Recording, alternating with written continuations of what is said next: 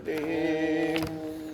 ओम वाङ्मी मनसि प्रतिष्ठिता मनो मे वाचि प्रतिष्ठितम् आविराविर्मेधि वेदस्य म आदिस्तः श्रुतं मे मा प्रहासीरनेनाधीतेनाहोरात् होरान्तसन्ध्यां ऋतं वदिष्यामि सत्यं वदिष्यामि तन्मादवतु तद्वक्तारमवतु अवतु माम् अवतु वक्तारम् ॐ वक्तारम् ॐ शान्ति शान्ति शान्ति।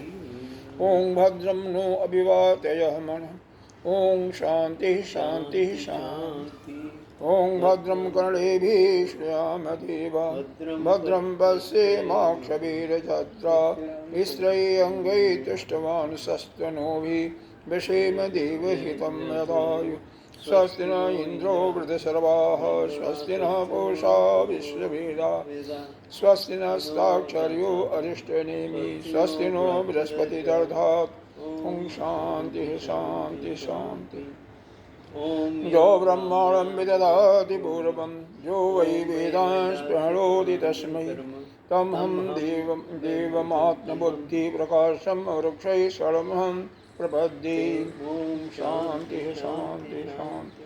ॐ नमो ब्रह्मादिभ्यो ब्रह्मविद्या सम्प्रदायकर्तृभ्यो वंशऋषिभ्यो माध्वयो नमो गुरुभ्यो सर्वोपल्लवरहितः प्रज्ञानघनः प्रत्यगर्तो ब्रह्मैवाहमस्मि ब्रह्मैवाहमस्मि। ॐ नारायणं वन्द्यभवं वसिष्ठं शक्तिं च तत्त्वत्रपराशरं च व्यासं सुखं गौरपदं महान्तं गोविन्दयोगेन्द्रमताशेषं श्रीशङ्कराचार्यमतस्य पद्मपादं च हस्तामलकं च शिष्यं तोटकं वार्तिककारमन्नान् अस्मद्गुरुणसन्ततमां श्रुतिस्मृतिपुराणानाम् आलयं करुणालयं नमामि भगवत्पादं शङ्करं लोकशङ्करं शङ्करं शङ्कराचार्यं केशवं बादरायणं सूत्रभाषाकृतौ वन्दे भगवन्तौ पुनः पुनः। ईश्वरो गुरुरात्मेति मूर्तिभेदविभागिने व्योमवद्व्यां ददेहाय दक्षिणामूर्तये नमः। अशुभानि निराचष्टे तनोतिशुभसन्तितम् अस्मृतमातेन जतपंसां ब्रह्मतन्मङ्गलं परम् अतिकल्याणरूपत्वा नित्यकल्याणसंश्रयात् अस्मृत्यां वरत्वाच्च ब्रह्मतन्मङ्गलं विदुः। ओङ्काराच्च शब्दस्य द्वायितो ब्रह्मणः पुरः कंठं भित्वा विनिर्यातु तस्मान् माङ्गलिकाविभौ तस्मान् माङ्गलिकाविभौ। ईर्वे गुरुवे पूर्वं तद्वाक्यमार्तः व्याख्याता सर्ववेदान्तं तं नित्यं प्रणतोऽस्म्यहम्। ॐ शान्ति शान्ति शान्ति शान्ति। ईशावास्य आज समाप्त हो रहा था इसलिए सारे मंत्र लास्ट है ना वो 18वां का हमने देखा आप कल नहीं किए थे 18वां का हमने कर लिया था लेकिन थोड़ा सा बाकी है उसको हम नहीं कर पाए। मंत्र हम पढ़ लेते हैं बड़े सारे। ओम ईशावास्यम इदं सर्वं जत किंचे जगत्याम जगत तेन तक्तेन भुंजेत मा गृधः कस्य धनम् कुर्वन्नेवेह कर्माणि द्विजे विखेतः समः एवं तैनान्यथेतो वस्ति न कर्म लिप्यते नरे असूर्यानां ते लोका अन्धेन तमसा वृता तां ते प्रत्यभिगच्छन्ति ते के च आत्मनोजना अनेदैकं मनसो जवीयो नेन देवायाप्नुवन् पूर्वमर्षतः तद्धावतो वन्नानतेति तिष्ठतस्मिन्नपो मातृष्वा दधाति तदेजति तन्नेजति तद्दूरे तद्वन्तिकी तदन्तरस्य सर्वस्य तद् सर्वस्याश्वायतः जस्तु सर्वाणि भूतानि आत्मैवानुपश्यति सर्वभूतेषु च आत्मानं ततो न विजुषते। यस्मिन् सर्वाणि भूतानि आत्मैव भूतमिजानतः तत्र को मोहः क शोकः एकत्वमनुपश्यति स परज्ञाक्षुक्रं कायाम् आवरणम् अश्नाविरं शुद्धम् अपापविद्धं कविमर्निषि परिभू स्वयंभूर्यार्थात् तत्ततोऽर्थान् विदधाक्षासुतेभ्यः समाभ्यः अन्धेन तमसा वृताम् अन्धेन तमसः प्रविशन्ति ये अविद्याम् उपासते ततो भूय इव ते तमो यौ विद्यायां रताः अन्यत आहुरविद्या अविद्या इति शुश्रूमधीराणां येनस्तविचक्षिरे अन्यत एवाहुसंभवात् अन्यत आहुरसंभवात् इति शुश्रूमधीराणां येनस्तविचक्षिरे असम्भूतिं च विनाशं च यस्तविदो भयशः विनाशेन मृत्युं तीर्त्वा सम्भूत्या अमृतमश्नुते हिरण्यमीनपात्रेण सत्यशापिहितं मुखं तत्त्वं पोषणं पाविरणं सत्यधर्माय दिष्टये पूषन्निकर्षयन् सूर्य प्रजापत्यव्योरस्मिन् समूहः तेजो व्यक्ति रूपं कल्याणदं तत्ते पश्यामि जो असावसो पुरुष सोऽहमस्मि वायु अनिल अमृतम् अथ इदं भस्मान्तः शरीरं ॐ क्रतो स्मर क्रतः स्मर क्रतो स्मर क्रतो स्मरः अग्नेन सुपताराय अस्मान् विश्वानि देवो वयुनानि विद्वान् जुजोदियस्मज्जो अनराळमेनो भूयिष्ठां ते नमः उक्तिं विदेहम्।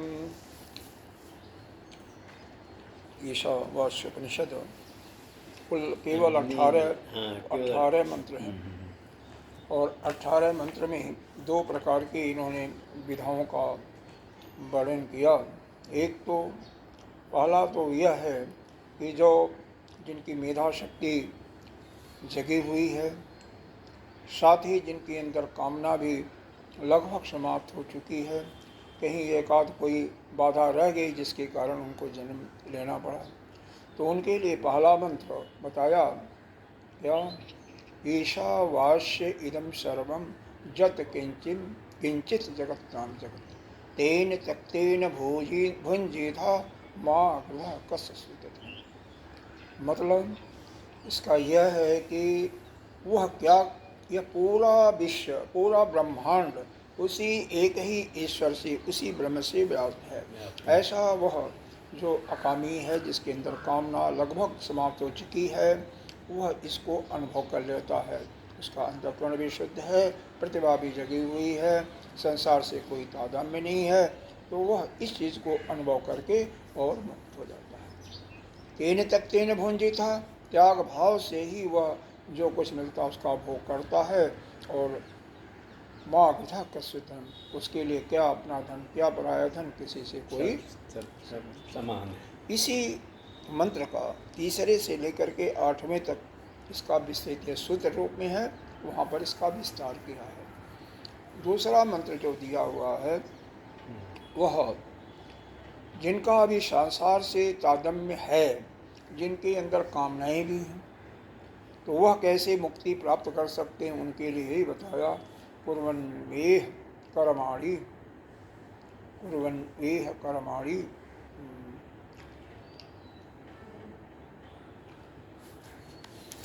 शास्त्रों के अनुसार कर्म करते रहो। हाँ, जिजी विशेष शतम शत कर्मण्य वेह कर्माणि जिजी विशेष शतम सवा। मतलब शास्त्र के अनुसार हाँ, यज्ञ अग्निहोत्रादि आदि क्रियाएं करते हुए 100 वर्ष तक जीने की इच्छा है। 100 वर्ष तक उनको जीना है कर्म करते हुए। इस मंत्र का विस्तार में 9वें श्लोक से 14वें तक बताया और फिर 15, 16, 17, 18, 4 में प्रार्थना की गई है। उसका जब कोई भी व्यक्ति मरणासन पर होता है तो उसको क्या करना चाहिए, क्या नहीं करना चाहिए, उसके लिए बताया गया। तो आइए इसी को, यह अंतिम वाले को थोड़ा सा अंतिम के पहले एक जो कृतः स्मरः कृतो स्मरः 2 बार बोला गया है, उसका थोड़ा सा कर लेते हैं। जब कोई भी जीव, ऐसा जीव जिसका संसार से तादात्म्य है, लेकिन वह श्रुति को मानता है, श्रुति के अंदर निष्ठा भी है, यज्ञ अग्निहोत्रादि क्रिया भी वेद के साथ किया हुआ है, वो भी करता है। तो ऐसा साधक जब वह अपने प्राण को छोड़ता है तो उसको क्या करना चाहिए? तो यह प्रार्थना करता है कि हे अग्नि देवता, हमारा यह जो सूर्य देवता, अग्नि देवता, यह जो स्थूल शरीर है यह तो जल करके भस्म हो जाए, अपने अपने तत्वों में मिल जाए। और जो सूक्ष्म शरीर है 19 तत्वों वाला, यह जहाँ पर अपने कर्म के फल के अनुसार जहाँ जाना है वहाँ बिना बाधा के पहुँच। इसके लिए उसको क्या करना चाहिए कि उस अंतिम समय में ओम कृतः स्मरः, जो कुछ अच्छे कार्य किया है उसका उसको बारंबार स्मरण करना चाहिए। कृतः स्मरः, कृतः स्मरः का मतलब क्या है?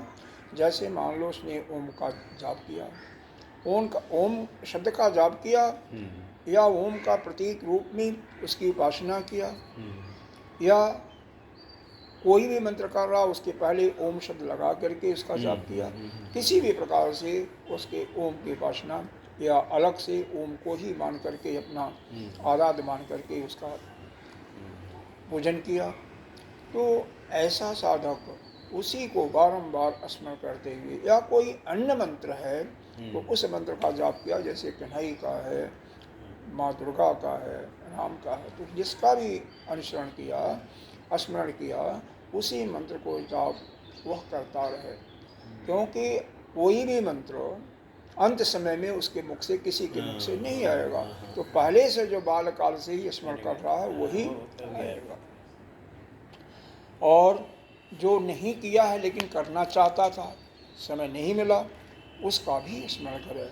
अगर ऐसा करेगा, 2 बार इसको बताया गया है, कृतः स्मरः कृतो स्मरः, कृतः स्मरः कृतो स्मरः, जो करना है और जो कर चुका, इसको 2 बार बोला गया। अगर ऐसा वह स्मरण करेगा, जो करना था उसका भी याद करेगा कि मैंने नहीं कर पाया, तो वह अगले जन्म में जो अगला शरीर मिलेगा उसको, मनुष्य की, पुरुष की, उसमें जा करके वह बालकाल से ही अध्यात्म के पद पर चला जाएगा और उसका कल्याण हो जाएगा, उसका मुक्ति हो जाएगा। और इस अंतिम मंत्र में जो कल इस पर डिस्कशन हुआ था, अग्नि नय सुपथा राय आसमान, मतलब नय माने होता है चलना, आगे चलना, राय आसमान, राय का सुपथा का मतलब अच्छे मार्ग से, अच्छे मार्ग से। राय का मतलब होता है यह जो हमारा जन्म मृत्यु इत्यादि का, यह पुनरागमन का जो यह शरीर, यह हमारा जो जीवन है, इससे यही दिया हुआ ना, राय धनाय। राय का अर्थ धन होता है, लेकिन यहाँ पर धन के बजाय हम कहेंगे कर्म फल का भोग के लिए। तो इस कर्म के, जो भी वह जीव कर्म फल के भोग के, कर्म किया हुआ है फल भोगने के लिए, तो वह प्रार्थना क्या कर अग्नि देवता से, हे अग्नि देवता, अस्मान, हमें, हम लोगों को कहाँ ले चलना, हमें तुम्हें उस रास्ते से जो अच्छा रास्ता है, जो सन्मार्ग रास्ता है, न माने उससे ले चलो। विश्वान देव बहुनान विद्वान, बहुनान का मतलब होता है, क्योंकि यह जो दक्षिण वाला मार्ग है ना, उसका निषेध करना है, क्योंकि दक्षिण वाले मार्ग से मैं बारंबार आता जाता मैं बोर हो चुका हूँ, क्योंकि गया कर्म फल भोगा और फिर आया, तो बारंबार इस जन्म मृत्यु के चक्कर से मैं थक चुका हूँ। तो वो मनुष्य योनि में आता है कि दूसरी योनि में भी आ सकता है? जो इस मार्ग पर चलता है वह दूसरी योनि पर नहीं जाता, अच्छा। जो उपासना भी किया हुआ है, कर्म भी किया और दूसरे योनि पे नहीं जाता। हाँ सही बात हाँ। अगर उपासना नहीं किया है। हुआ है, हाँ तो फिर वो दूसरा बन जाता है। हाँ, तो दूसरे योनि में भी जा सकता है। तो इसमें यही किया जा रहा है कि वह जुयोध्य अस्मत् जुहराण मीनू, जो हमारे पापक कर्म है, जो राण माने कुटिल अच्छा, या हाँ। पाप कर्म हैं, हाँ। उनको जियोधि कर दो, यानी उनको समाप्त कर दो। समाप्त। अग्नि देवता से प्रार्थना कर रहा, हे अग्नि देवता, जो हमारे पाप कर्म हैं हाँ, हाँ। उनको समाप्त कर दो, उनको मिटा दो, जिसके अग्नि कारण देवता। से मैं हाँ, नहीं तो- शुद्ध हो करके हमारा जहाँ जाना है, हमारा गंतव्य स्थान, उसको मैं प्राप्त कर सकूं। भूयिष्ठाम ते नमः उक्त विधियम। भूयिष्ठाम का मतलब यहाँ पर यह होता है कि हम बारंबार तुम्हें नमस्कार करते, नमस्कार नमः भूयिष्ठाम। हाँ, भूयिष्ठाम का मतलब बहुत आराम, बहुत बार, क्योंकि मेरे अंदर अब शक्ति हाँ, नहीं है, हाँ। मैं आपकी और सेवा नहीं कर सकता, केवल बारंबार मैं आपको नमस्कार कर सकता हूँ। तो यह अंतिम समय की प्रार्थना है कि हे भगवान, आप कहाँ ले चलो मुझे, उस रास्ते से ले चलो जहाँ पर एक बार जा कर के उत्तरायण का मार्ग है, वह अर्ची मार्ग भी कहते हैं, और उस मार्ग से ब्रह्मलोक तक जा करके वहाँ पर हम ज्ञान प्राप्त करके क्रम मुक्ति से मुक्त हो जाऊं, जिससे संसार में आना जाना न पड़े। लेकिन साथ ही यह भी प्रार्थना करता, दक्षिण मार्ग से मत ले चलना। क्यों? कि उससे तो हम बारंबार आते जाते थक चुका हूँ, बोर हो चुका हूँ। तो वह रास्ता से नहीं, बल्कि जो अच्छा वाला रास्ता है, जहाँ जा करके पुनः आना नहीं पड़ता, और उस रास्ते से मेरे को ले चलो, जिससे मैं ब्रह्मा जी के द्वारा ज्ञान प्राप्त करके मुक्त हो सकूं। और मैं कुछ आपकी सेवा भी नहीं कर सकता, इसलिए भूय अष्टाम, बारंबार आपको नमस्कार करता हूँ। अब इसका यहाँ पर कुछ प्रश्न हैं और उत्तर हैं, उसी को पढ़ते हैं। बाकी तो कल हो ही गया था, कल वाले में हो गया था। इसी का अर्थ था, जैसे बता दिया, भूयिष्ठा का मतलब बारंबार, नहीं। हाँ बारंबार हो गया। नमः का नमस्कार ही होता है। जुयोधि एक शब्द है, जुहोधि अस्मत् जुहराण इनु, तो जुहोध का मतलब समाप्त करना होता है, विनाश करना। जुहराण का मतलब पापक कर्म होता है, कुटिल कर्म होती हैं। और अग्नि नय माने ले चलना, सुप्ता माने अच्छे रास्ते, हाँ, राय आसमान, जो हमारा कर्म फल भोगने के लिए हमें जाना होता है, आसमान माने हमें। विश्वानि देव, विश्वान देव से प्रार्थना करे। बहुनानि विद्वान, बहुनानि का मतलब यहाँ पर यह होता है, हाँ? क्या करें? बहुनानि का मतलब यहाँ पर यह है कि कर्म फल के निमित्त बारंबार आने और जाने से मैं थक चुका हूँ, हाँ? इसलिए कर्म फल के निमित्त मुझे अच्छे रास्ते से ले चलो। हाँ, यानी उत्तरायण के मार्ग से ले चलो, अर्ची मार्ग से ले चलो। तो दो रास्ते बताया था ना, 4 रास्ते होते हैं। एक निषिद्ध, क्योंकि वो निषिद्ध कर्म भी नहीं किया है, वेद के अनुसार निषिद्ध कर्म भी नहीं किया है, तो इस लक्षण से तो हम जान रहे हैं कि वह अच्छे रास्ते पर जाएगा। तो क्योंकि निषिद्ध कर्म नहीं किया, तो उसका अधोजोनित होनी नहीं है, उसकी मुक्ति तो नहीं होनी है, लेकिन ऊर्ध्वगति तो होनी है। तो ऊर्ध्वगति में वह अर्ची मार्ग से उसको ले चलने के लिए वह प्रार्थना कर रहा है। अब ग्रंथार्थ विवेचन कर रहे हैं। अविद्या मृत्युम तीर्थवा विद्या अमृतम अस्मृति। ये 11वें मंत्र में अगर देखेंगे तो यह आया, 11वें मंत्र में अगर इसी में देखेंगे तो यह आया हुआ है।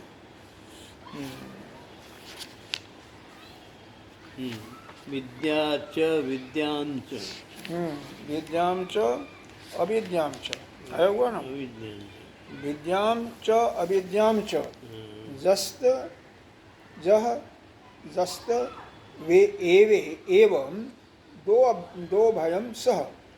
तो इसी को अविद्या, नीचे वाले ने देखे, अमृद्या मृत्युम तीर्थवा अविद्यायाम विद्या अमृतम अस्मृति।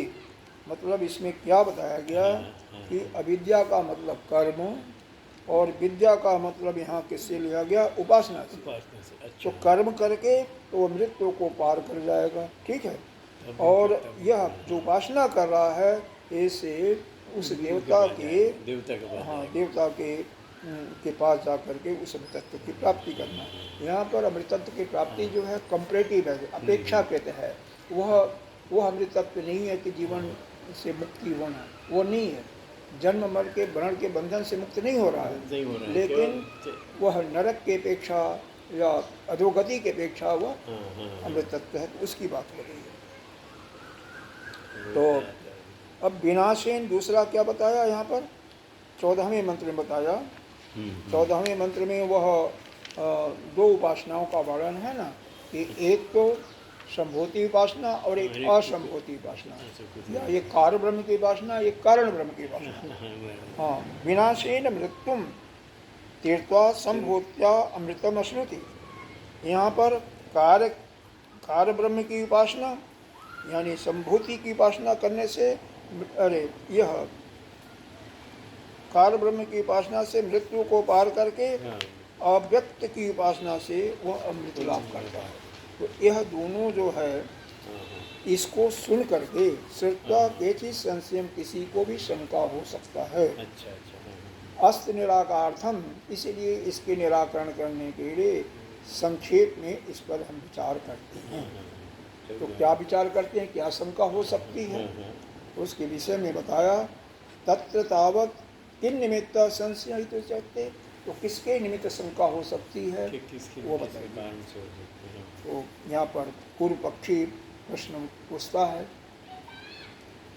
विद्या शब्देन मुख्य परमात्मा विद्यई तस्मा न गृहते अमृतत्वम अमृतत्वंच। यह जो विद्या शब्द है, विद्या शब्द से क्या होता है? ब्रह्म विद्या। यह भी लिया गया, यहाँ पर नहीं है, लेकिन वह प्रश्न पूछ रहा है। उसका प्रश्न यही है कि विद्या शब्द से ब्रह्म विद्या लेना चाहिए, क्योंकि कई जगह लिया हुआ दूसरे उपनिषदों में कि विद्या का मतलब ब्रह्म विद्या, और ब्रह्म विद्या को पार करके पुनः वह नहीं आता, वह अमृतत्व की प्राप्ति कर लेता, अंतिम होता है। हाँ, तो वह कह रहा विद्या शब्देन मुख्य रूप से विद्या शब्द का अर्थ परमार्थ विद्या या ब्रह्म विद्या होता है, और जिसको प्राप्त करके वह अमृतत्व की प्राप्ति कर लेता है। हाँ। यानी शरीर के इस बंधन से, जन्म मरण के बंधन से मुक्त हो जाता है। तो यह क्यों नहीं, कस्मान क्यों नहीं लिया जा रहा है?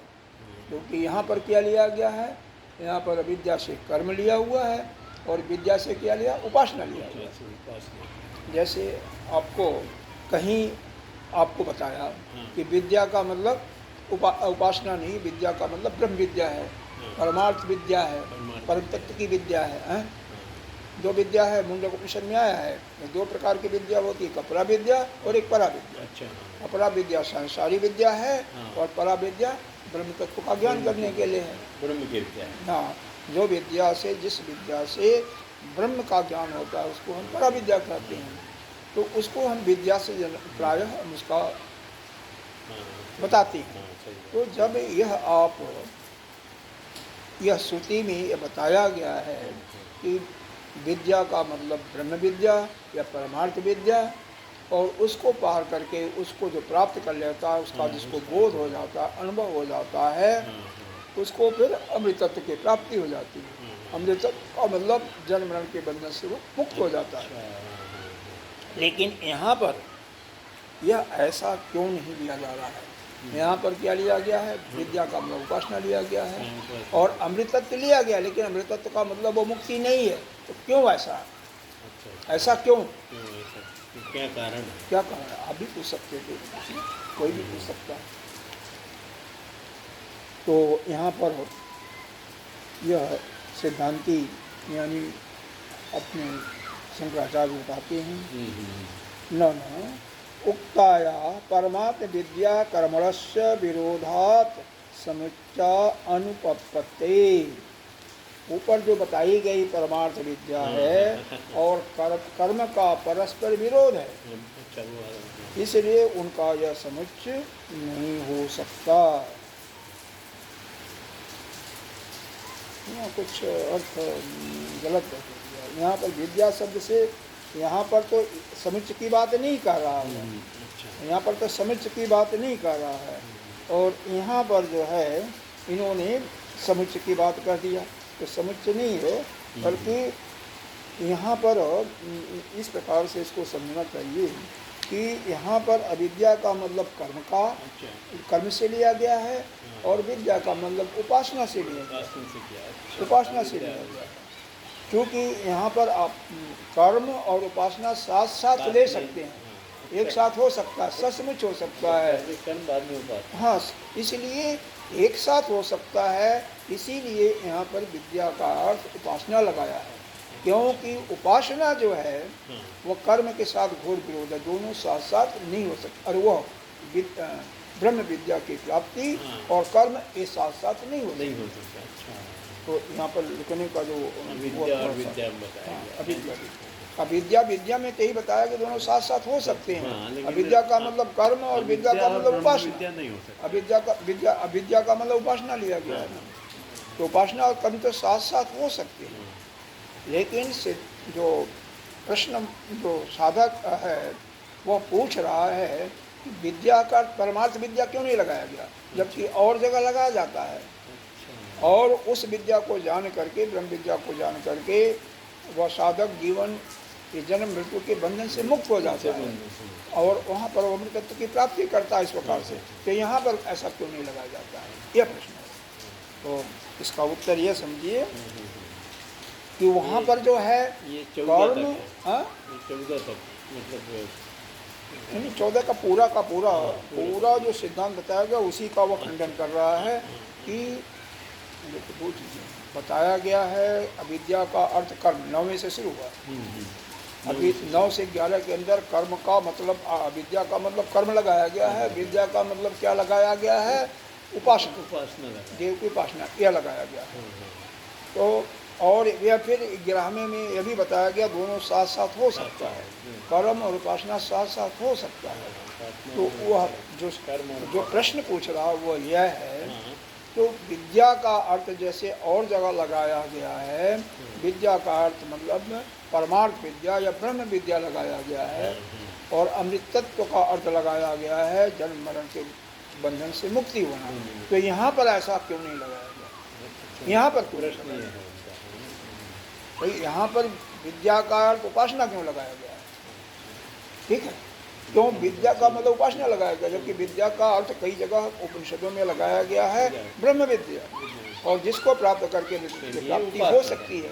तो यहाँ भी अमृत तत्व की बात आई है, तो यह अमृत तत्व क्या है, इसलिए ये सबका होना स्वाभाविक है। यह पूर्व पक्षी भी बोल रहा है सत्यम, सत्य नहीं समझी क्या, नहीं समझिए। कर्म, उपासना, ब्रह्म विद्या, 3 चीजें हैं। अविद्या का अर्थ कर्म लगाया गया है यहाँ पर। अच्छा, अविद्या का अर्थ कर्म है लगाया गया, विद्या का अर्थ उपासना लगाया गया, जबकि और दूसरे उपनिषदों में क्या लगाया गया है, विद्या का अर्थ लगाया गया है ब्रह्म विद्या या परमार्थ विद्या। वहाँ पर कर्म यह नहीं लगाया गया है, उपासना नहीं लगाया गया है, और अविद्या का तो कर्म ही लगाया गया, ज्ञान ही लगाया गया। तो दोनों साथ साथ नहीं हो सकते, कर्म का और ब्रह्म विद्या का आपस में घोर विरोध है। वह क्रम समुच्चय हो सकता है, पहले कर्म कर लो बाद में यह कर लो, ब्रह्म विद्या प्राप्त कर लो। लेकिन यहाँ पर दोनों का सह समुच्चय हो सकता है, क्यों, यह कर्म लगाया गया है, अविद्या का मतलब उसमें तो कोई परिवर्तन नहीं है, लेकिन विद्या का अर्थ जो है ब्रह्म विद्या न लगा करके उसका अर्थ उपासना लगाया गया। तो उसका प्रश्न यह है कि यहाँ पर भी विद्या का अर्थ हम ब्रह्म विद्या को ही क्यों न लें, उपासना क्यों लगाए, ठीक है ना। तो इसका भी अर्थ उपासना न लेकर के ब्रह्म विद्या ही लेना चाहिए, जिसको पा करके वह मुक्त हो जाता है, क्योंकि अमृत की प्राप्ति यहाँ पर भी बताई गई है। तो यह उसका पूछने का सही बात है। तो सिद्धांती यानी अपने शंकराचार्य जी क्या कहते हैं, ऐसा जो बताया गया है पहले, वह ब्रह्म विद्या और कर्म विद्या का घोर आपस में विरोध है। दोनों साथ साथ नहीं हो नहीं सकते होता। हैं। और यहाँ पर जो बताया गया है दोनों साथ साथ हो सकते हैं, इसीलिए विद्या का अर्थ उपासना दे। अविद्या और विद्या। अब विद्या का तो कर्म दोनों जगह है, हाँ हाँ उसमें मत कंफ्यूज। हाँ हाँ समझ। और उपनिषदों में विद्या का अर्थ ब्रह्म विद्या लगाया गया है, तो वहाँ पर यह भी बताया गया है कि कर्म और यह ब्रह्म विद्या का आपस में घोर विरोध है, दोनों साथ साथ नहीं हो सकते हैं। पहले कर्म करके अपने अंतःकरण को पवित्र करो, फिर बाद में ब्रह्म ज्ञान की प्राप्ति करो, ठीक है। और यहाँ पर क्योंकि उपासना लिया गया, इसीलिए बताया गया कि दोनों साथ साथ हो सकते हैं, क्योंकि 11वें मंत्र नहीं बताया गया दोनों साथ साथ हो सकते हैं। तो कर्म और साथ में विद्या दोनों हो सकते हैं, इसका मतलब उसका अर्थ उपासना। अब फिर प्रश्न वाला पूछ रहा कि सत्य, ठीक है मैं मान लिया, विरोधस्तु न अवगम्यते विरोध अविरोध यो शास्त्र में तत्व। ठीक है, इनका विरोध हो अविरोध हो यह तो शास्त्र ही इसका प्रमाण है, शास्त्र के प्रमाण से यह निश्चय किया जाएगा। यथा विद्या अनुष्ठानम विद्योपासन शास्त्र प्रमाणकम, अतः यहाँ शास्त्र विधि होने के कारण यहाँ पर इनका विरोध नहीं जान पड़ता। जिस प्रकार अविद्या का अनुष्ठान यानी कर्म का अनुष्ठान और विद्या की उपासना शास्त्र प्रमाणकम, शास्त्र प्रमाण से सिद्ध है। अब फिर वह प्रश्न पूछा, बहुत लंबा चौड़ा प्रश्न है कि सत्य है मैं मानता हूँ, समझा रहे हैं पूरा है। हाँ समझाया जा रहा है कि विरोध और अविरोध, विरोध है या अविरोध है यह तो शास्त्र ही निश्चय करेगा, मतलब श्रुति ही निश्चय करेगी। वो प्रश्न पूछ रहा है, जैसे आप मान लो प्रश्न पूछ रहे हैं, यह तो श्रुति निश्चय करेगी। तो यहाँ पर अविद्या यानी कर्म का अनुष्ठान, कर्म का जो अनुष्ठान है और विद्या का मतलब उपासना, यह शास्त्र प्रमाण से सिद्ध है। वही कह रहा है प्रश्न वाला कह रहा है। अच्छा, उसको ध्यान से सुनिएगा कि अविद्या यानी कर्म का अनुष्ठान और विद्या का मतलब उपासना, यह शास्त्र प्रमाण से ही सिद्ध है, ठीक है। तद विरोध अविरोधवपि, तो इसलिए उसी प्रकार उनके विरोध और अवरोध भी हैं दोनों। मतलब उसके कहने का मतलब यह है शास्त्र ही इसमें निर्णायक भूमिका लेना चाहिए, शास्त्र को, शास्त्र ही बताएगा, मतलब शास्त्र को, हाँ शास्त्र ही प्रमाण है कि यह विरोध है या विरोध नहीं है, ठीक है। यथा च न हिंस्यात् सर्वभूतानि इति शास्त्र अवगतम पुनः शास्त्रेणैव बाध्यते अध्वरे पशुं हिंसा इति एवं विद्या अविद्या स्यात् विद्या कर्मों से समुच्चय।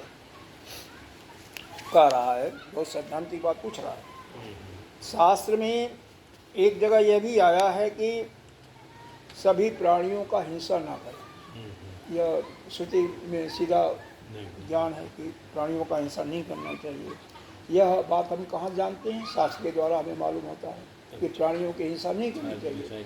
लेकिन शास्त्र में एक जगह और बताया गया है कि अगर कोई अनुष्ठान कर रहा है तो उसमें यज्ञ कोई कर रहा है तो उसमें पशु की हिंसा होनी चाहिए। तो देखा होगा, सुना भी होगा, यह भी है शास्त्र में। तो इस शास्त्र जो पहला वाला सूत्र तो बाधित हो जाता है, जैसे विद्या और अविद्या के संबंध में हो सकता है, इसलिए विद्या और तथा कर्म का समुच्चय हो जाएगा। और फिर वही देखो, आपका एक अपना तर्क है, अब मान लो कि हम उसको खंडन करें, मतलब यह जो अपने जगत गुरु शंकराचार्य उसका खंडन करें, उसका यही है कि जैसे श्रुति में यानी वेद में एक जगह बताया गया है कि हिंसा नहीं करना चाहिए, लेकिन दूसरे जगह फिर बताया गया है कि अगर यज्ञ में पशु की हिंसा हो सकती है। पशु की बताया गया, करते भी हैं लोग, यज्ञ में पशु की हिंसा होती है, तो यह इस प्रकार से आपस में विरोध हो गया ना, बाधित हो गया ना, पहला वाला मंत्र बाधित हो गया। उसी प्रकार से यहाँ पर जो विद्या का अर्थ आप वह ले रहे हो, क्या बोलता ब्रह्म विद्या, तो ब्रह्म विद्या अगर लिया जाए तो भी कर्म का यह उसको पहले वाले को बाधित करके उसका साथ साथ समुच्चय हो सकता है, क्यों नहीं हो सकता है। तो इसी को वह कह रहा है, ये समुच्चय हो सकता है, कर्म विद्या का कर्म का समुच्चय हो जाएगा। अब सिद्धांत इसमें बता रहे हैं, न दूरम इति विपरीते विसूचि अविद्या या च विद्या। यह कठोपनिषद में बताया गया है। श्रुति कहती है दूरम एते विपरीते विसूचि अविद्या या च विद्या, जिसकी गति भिन्न भिन्न है वे विद्या और कर्म सर्वथा विपरीत हैं, क्योंकि कर्म की गति अलग है। कर्म की गति केवल जो कर्म करता है उसकी गति अलग होती है, ठीक है। और जो उपासना करता है या विद्या ब्रह्म विद्या प्राप्त कर लेता है उसकी गति अलग होती है। तो इसलिए दोनों का विद्या और कर्म हमेशा विपरीत है। विद्याम च अविद्याम च इति वचन आदि अवरोध इति चेत। फिर वो प्रश्न पूछ रहा है, इसको ध्यान से पढ़िए, समझिएगा, नहीं तो फिर समझ में नहीं आएगा। वह कह रहा है लेकिन फिर भी यह कहा गया किंतु विद्याम च अविद्याम च, इसके अनुसार दोनों का अविरोध है ना, विद्या और अविद्या का अविरोध है ना। तो यहाँ पर यह पूछ रहे हैं नहीं, देखो यहाँ पर विद्या और अविद्या का अविरोध कहाँ पूछ रहा है, यहाँ पर इस उपनिषद में। यह उपनिषद थोड़ा सा अलग हट करके है बाकी उपनिषद से, इसलिए ऐसा हो रहा, ठीक है। तो करें नहीं हेतु स्वरूप फल विरोधात। यहाँ पर तीन चीजें बताई जाती हैं कि कोई चीज़ तब तक पक्का नहीं होता जब तक कि श्रुति में उसका प्रमाण हो। एक तो श्रुति में प्रमाण हो, श्रुति भी उसी चीज़ को कह रही है, और युक्ति के साथ भी वही आप सिद्ध कर रहे हो। युक्ति का मतलब उसमें हेतु और स्वरूप और फल, युक्ति हेतु स्वरूप और फल, और तीसरा आपका अनुभव भी हो। तीनों जब एक हो जाते हैं तब जाकर के वह सत्य है। तो पूर्व पक्षी फिर पूछ रहा है, क्योंकि यहाँ पर ये बता रहे हैं कि हेतु स्वरूप और फल में विरोध है। विद्या च विद्याम, अविद्या का फल क्या होता है, यहाँ पर इसका फल जो होता है कर्म भोग की प्राप्ति होती है, और विद्या का उपासना होता है। उपासना से क्या होता है, उपासना से दैवलोक मिलता है, सीधा साधा शब्दों में कहो। और अविद्या से क्या बोलता है, यहीं पर आपका जन्म मरण होता है। तो सिद्धांति यही कह रहा कि उनके हेतु स्वरूप और फल में अंतर है। अब इसमें इसको यह समझो कि क्या है, विद्या च विद्या चेत बदन विरोध इति चेत है, उनका हेतु क्या है। अविद्या का अर्थ कर्म हो गया, कर्म का मतलब कुछ चाहिए, आप तो कर्म करोगे, कामना होनी चाहिए, अपेक्षा रहेगी। तो यह तो है, इसको मान सकते हैं। तो विद्या में किसी प्रकार की हेतु नहीं होती है, कोई कामना नहीं होती है, वासना नहीं होती। विद्याम च विद्याम च इति वचन अवरोध इति च, वही पूछ रहा है इन दोनों में विरोध इति चेत, दोनों का अविरोध है ना।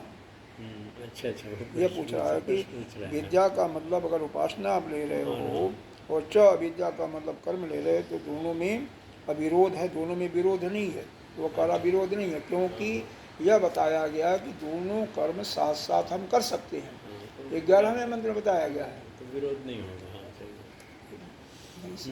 नहीं वह कह रहा है, देखो वह प्रश्न वाला कह रहा है दोनों में विरोध नहीं होना चाहिए। अच्छा, क्योंकि आप दोनों को साथ साथ कर्म करने के लिए बोला है, बोल रहे हैं। हाँ, ठीक है। लेकिन सिद्धांती कह रहे हैं कि नहीं, ऐसा नहीं है। उनका जो हेतु है, उनका जो स्वरूप है और उसका जो फल है, उसमें विरोध है। फिर वह पूछ रहा, सही बात है। विद्या अविद्या विरोधा अविरोधयो विकल्प संभावित समुच्चय विधानात् अविरोध एवेति च इति न संभवा अनुपपत्तते। वह कह रहा है विद्या और अविद्या तथा विरोध और अविरोध, अविरोध, इनमें विकल्प तो नहीं हो सकता, क्योंकि ये देखो अविद्या और विद्या तथा विरोध और विरोध ये सिद्ध वस्तुएं हैं। हाँ, जो बात पुरुष के अधीन होती है उसे कहते हैं पुरुष तत्व, ठीक है। उसमें विकल्प हो सकता है, जैसे सूर्योदय के बाद में हवन करें, इस विधि में विकल्प हो सकता है। सूर्योदय के अनंतर अगर कहा जाए तो सूर्योदय से पहले करें या बाद में करें, परंतु सूर्य है इस बात में कोई विरोध नहीं है, ऐसा कोई विकल्प नहीं हो सकता। सूर्य का होना न होना वह पुरुष के अधीन नहीं है। तो इसी चीज को यहाँ पर यह, हाँ, यहाँ पर यह बताया कि पूर्व पक्षी फिर क्या कहा, विद्या और अविद्या विरोध और अविरोध इनमें विकल्प नहीं हो सकता तथा इनके समुच्चय का विधान किया गया है, इसलिए इनका अविरोध है ऐसा माने तो। क्योंकि अकेली विरोध अविरोध क्यों कहा गया है, 11वें मंत्र में क्या कहा गया है कि कर्म और उपासना साथ साथ कर सकते हैं। कर्म और उपासना कर सकते हैं। विद्या का वह यहाँ पर अपने मन में अभी बैठा नहीं आपके। विद्या का अर्थ यहाँ पर उपासना लिया गया, तो कर्म उपासना साथ साथ कर सकते हैं, इसमें विरोध नहीं है। लेकिन वह इस चीज को सिद्ध करना चाहता है, उसके मन में बैठा हुआ कि विद्या का अर्थ जो बाकी उपनिषदों में बाकी जगह पर लगाया गया ब्रह्म विद्या, तो ब्रह्म विद्या और कर्म भी साथ साथ हो सकता, कोई कुछ विरोध नहीं है। नहीं समझ, लेकिन वो समझ में नहीं आ रहा, नहीं आ रहा। देखो विद्या का एक ही शब्द का अलग अलग जगहों पर अलग अलग अर्थ लगाया जा रहा है। एक जगह विद्या का मतलब तो ब्रह्म विद्या लगाया जा रहा है, अच्छा, और इस उपनिषद में विद्या का अर्थ उपासना लगाया हुआ है। तो कर्म और उपासना का तो आपस में समुच्चय हो सकता, साथ साथ हो सकता ससमुच्चय, लेकिन कर्म और ब्रह्म विद्या साथ साथ नहीं हो सकता। वह यह कहना चाहता है कि जब यह आप जब इसको कह रहे हो कि दोनों साथ साथ सकते, तो उसमें कोई विरोध नहीं है। वह ब्रह्म विद्या को भी कह रहा है, ब्रह्म विद्या को ही कह रहा है, और यहाँ पर जो कहा गया है ब्रह्म विद्या की बात नहीं की गई, यहाँ पर उपासना की बात कर रहे हैं। यहीं पर कंफ्यूजन सबको होता, स्वाभाविक है कि एक ही शब्द का अलग अलग जगह पर अलग अलग अर्थ। अच्छा, इसके कारण अरे आत्मा का ही अर्थ अलग अलग है। आत्मा का कहीं पर तो नित्य शुद्ध बुद्ध मुक्त परमात्मा उसको बात की जाती है, कहीं शरीर को ही आत्मा कहा जाता है, इसी श्रुति में आया होगा। कई जगह आत्मा का अर्थ जीवात्मा लिया गया है, इसीलिए यह वेद का ज्ञान, उपनिषद का ज्ञान समझ में आसानी से सबको नहीं आता। इसीलिए जिसके पाप कर्म क्षीण हो चुके हैं, समाप्त हो चुके हैं, अंतःकरण बिल्कुल शुद्ध हो चुका है, तभी जाकर के यह ज्ञान अंदर बैठता है। जिसका जितना ही संसार में तादात्म्य रहेगा, संसार से उसका संबंध बना रहेगा, उतना ही यह विद्या बहुत दूर है, कठिन है। सही बात। इसको पुनः समझे, एक ही शब्द विद्या है। अविद्या का अर्थ दोनों जगह कर्म लिया हुआ है, यहाँ भी वहाँ भी, लेकिन विद्या शब्द का और उपनिषदों में अर्थ लिया गया है। मुंडक उपनिषद हुआ या कठोपनिषद हुआ, केन उपनिषद, उसका अर्थ यह लिया हुआ है कि ब्रह्म विद्या की प्राप्ति, ठीक। लेकिन इस उपनिषद में यहाँ पर इसका लिया गया उपासना, कंफ्यूजन का कारण यही। तो वह कहता है, यही कह रहा है कि यहाँ पर यह भी बताया गया 11वें मंत्र में कर्म और उपासना साथ साथ हो सकते हैं, यानी विद्या और अविद्या साथ साथ हो सकते हैं, ठीक है। और वहाँ पर तो इसका मतलब यहाँ पर बताया गया विद्या विद्या साथ साथ हो सकते हैं, तो वहाँ पर भी और ब्रह्म विद्या वाले कह रहा वो भी साथ साथ हो सकते हैं। ये चक्कर है।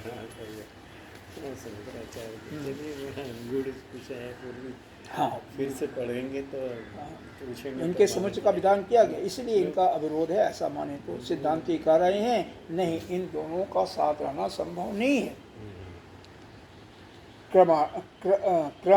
क्रमणई का आश्रय स्याताम विद्या अवैध चेत। फिर वह पूछ रहा है, यदि ऐसा माने कि विद्या और अविद्या क्रम से एक ही आश्रय में रहने वाली हैं, तो एक ही उसमें, तो फिर करें न विद्या उत्पत्तौ अविद्याया अस्तित्वात् आश्रय अविद्या अनुपतते, नहीं, क्योंकि विद्या के उत्पन्न होने पर, अब फिर उसी की बात कहें, जब विद्या की उत्पत्ति होगी तब विद्या का नाश हो जाएगा। ब्रह्म, यहाँ पर विद्या का अर्थ क्या है? ब्रह्म ज्ञान। इसी चीज को समझो, वह ब्रह्म ज्ञान जब उत्पत्ति हो जाएगा तो विद्या का नाश हो जाएगा, और उपासना में नहीं नष्ट होगा, विद्या रहेगी। ये फिर आगे कैसे एक इसमें दृष्टांत दे रहे हैं। न अग्नि उष्ण प्रकाशेति, कह रहे हैं अग्नि का स्वभाव क्या है? गर्म। अग्नि का स्वभाव बताओ। अग्नि का स्वभाव गर्म ना? नहीं, अरे गर्म है, जल जाओगे छू करके, और प्रकाश है। प्रकाश वो देखे हो, समझ में नहीं आ रहा। अग्नि नहीं देखे हो? यहीं पर जलाते हैं, देखो। नहीं, दीपक जलाएंगे। फिर कह रहा है नहीं समझ। विज्ञान उत्पत्तौ जस्मिन् आश्रये तद उत्पन्नम तस्मिन् एव आश्रये शीतो अग्नि अप्रकाशो वेद विद्या उत्पत्ति।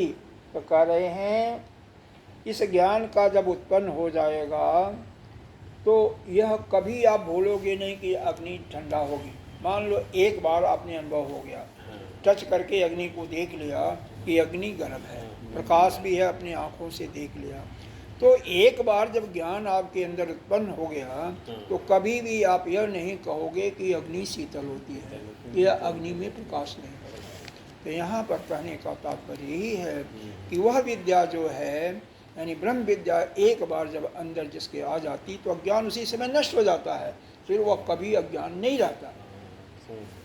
ठीक है। संशयो अज्ञानम, और अप्रकाश में ऐसा ज्ञान नहीं हो सकता। फिर क्या बताया इस विषय में? जस्मिन् सर्वाणि भूतानि, इसी में आया 7वां मंत्र, आत्म एव भूत बीजानतः तत्र को मोह का शोक एकत्वमन पश्यत।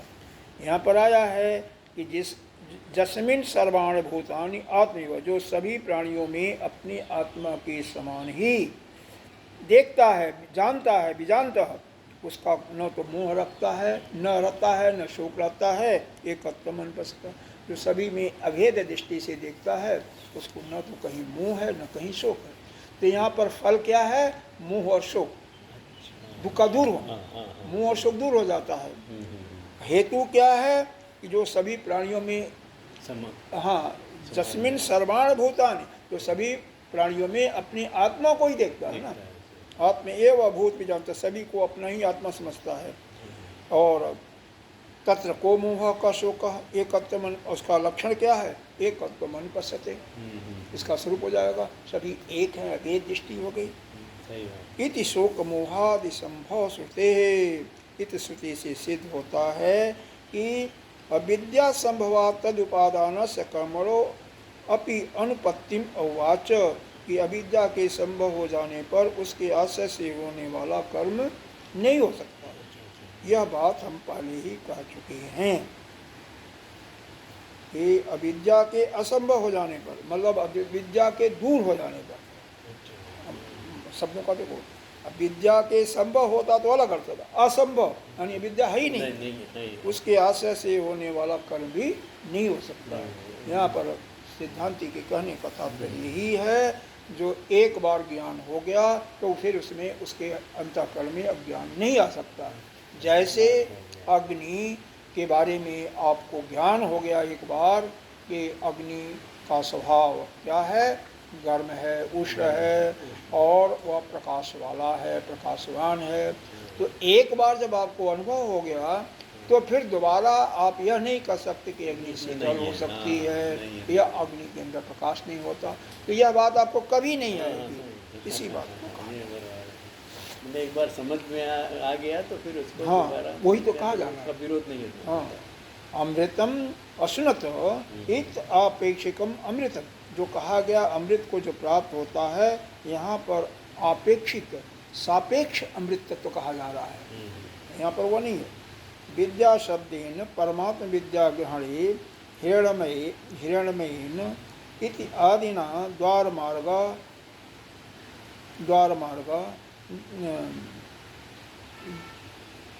मार्ग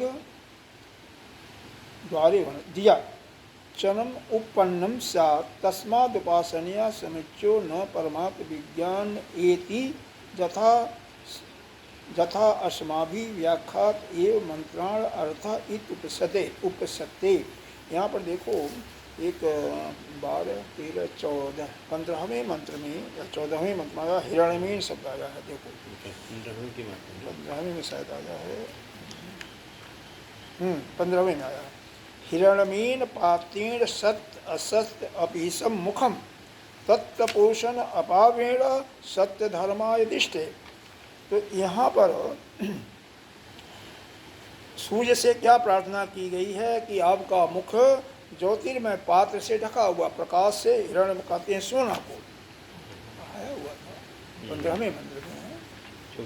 हाँ संभूति। हाँ, तो हिरण्मय पात्र से यानी सोने से आपका मुख ढका हुआ है। तो हे पूषण देवता, उस मेरे को सत्य धर्म की उपलब्धि कराने के लिए यानी ब्रह्म का ज्ञान करने के लिए उस अपने ढके हुए पात्र को हटा लो, अपने जो ढक दिया है उस आवरण को हटा लो, जिससे मेरे को उस ब्रह्म का उपासना अनुभव हो सके। अच्छा। इसको अपने लिए आप कह सकते हैं कि जिसके अंदर संस्कारों का, जन्म जन्मांतर के संस्कारों का मल है, उन्हीं के कारण से आत्मा आपको अनुभव में नहीं आ रहा है, आत्मा ढका हुआ है, आत्मा का अनुभव नहीं हो रहा है उस आवरण से। और प्रार्थना क्या कर रहे हो कि उस आवरण को हटा लो, जिससे आपको उस आत्मा का, परमात्मा का अपने अंदर अनुभव हो सके। यहाँ पर सूर्य से प्रार्थना की गई। तो यहाँ पर हाँ, अब यहाँ पर देखो यह हटाने की बात कही गई है ना। तो हाँ, हटाने की बात क्यों कही गई है कि क्यों कही गई है कि अगर आपको उसका अनुभव नहीं होगा तो आपकी गति अलग हो जाएगी। तो यहीं पर यह बताया जा रहा है कि हिरण्मयी इत्यादि मंत्र से मार्ग की याचना नहीं बन सकती ना, उससे रास्ते की बात नहीं बन सकती। इसलिए यहाँ के उपासना के साथ में कर्म का समुच्चय किया गया है, परमात्म ज्ञान के साथ ये संभव नहीं है। इस प्रकार इन मंत्रों का वही अर्थ है जैसा कि मैं पहले बता चुका हूँ, अब मुझे बताने की कोई आवश्यकता नहीं है, ऐसा यह कह रहे हैं। इति श्री मत परमहंस परिव्राजकाचार्य श्री शंकर भगवत कृता ईशावास्योपनिषद भाष्यम संपूर्णम हरिओम तत्सत। यह यहाँ पर समाप्त होता है। जब समझ में नहीं आया हो तो और इसको विश्लेषण करूँ? नहीं, अभी नहीं बताऊँ, अभी ठीक है। मतलब यही है सीधे, फिर भी हम बता रहा हूँ। देखिए, असल में शंका क्या हुआ, आपको भी शंका हो सकता है, सबको हो सकता है। विद्या का अर्थ और जगह बताया गया है ब्रह्म ज्ञान या परमार्थ तत्व की ज्ञान। यहाँ पर इस उपनिषद में, सिर्फ इस उपनिषद में, ईशावास्य उपनिषद में विद्या शब्द का अर्थ बताया गया है उपासना। तो यह शंका यहीं पर है, एक जगह उपासना बताया गया, एक जगह बताया गया ब्रह्म विद्या। तो जहाँ पर ब्रह्म विद्या बताया गया वहाँ पर यह बताया गया कि उस ब्रह्म विद्या का कर्म के साथ कोई समुच्चय नहीं हो सकता, ठीक। लेकिन जहाँ पर यह बताया गया विद्या का अर्थ उपासना, वहाँ पर गृह मंत्र में बताया गया दोनों का सचमुच हो सकता है। तो वह जो पक्षी है, पूर्व पक्षी, वही यही पूछ रहा है कि जब यह बताया गया इनका एक जगह की विद्या और कर्म का, विद्या का सचमुच हो सकता, तो यहाँ भी होना चाहिए।